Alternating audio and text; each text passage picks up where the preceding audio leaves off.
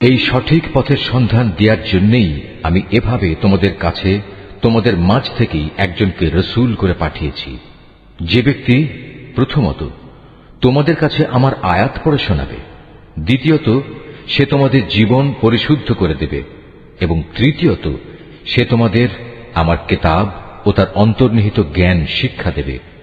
সর্বোপরি সে তোমাদের এমন বিষয়সমূহের জ্ঞান দান করবে যা তোমরা কখনো জানতে না।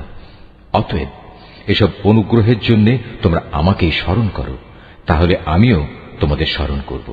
তোমরা আমার কৃতজ্ঞতা আদায় করো এবং কখনো তোমরা আমার অকৃতজ্ঞ হইও না। মানুষের জন্য যেসব বিধান আমি আমার কিতাবে বর্ণনা করে দিয়েছি, তারপর যারা আমার নাজিল করা সেসব সুস্পষ্ট নিদর্শন সমূহ ও পরিষ্কার পথ নির্দেশ গোপন করে, এরাই হচ্ছে সেসব লোক যাদের উপর আল্লাহ তাআলা অভিসম্পাত করেন।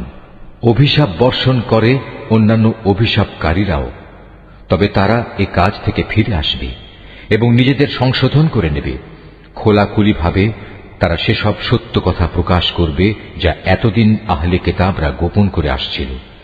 এরাই হবে সেসব লোক যাদের উপর আমি দয়া পরবশ হব। আমি পরম ক্ষমাকারী, দয়ালু। যারা কুফরি করেছে এবং এই কাফের অবস্থায় মৃত্যুবরণ করেছে, তাদের উপর আল্লাহর অভিশাপ, ফেরেশতাদের অভিশাপ, সর্বোপরি অভিশাপ সমগ্র মানবকুলের। এই অভিশপ্ত অবস্থা নিয়েই এরা সেখানে চিরদিন থাকবে। শাস্তির মাত্রা এদের উপর থেকে বিন্দু মাত্র কম করা হবে না, তাদের কোন রকম অবকাশও দেয়া হবে না। তোমাদের মাবুদ হচ্ছেন একজন, তিনি ছাড়া দ্বিতীয় কোনো মাবুদ নেই। তিনি দয়ালু, তিনি মেহেরবান।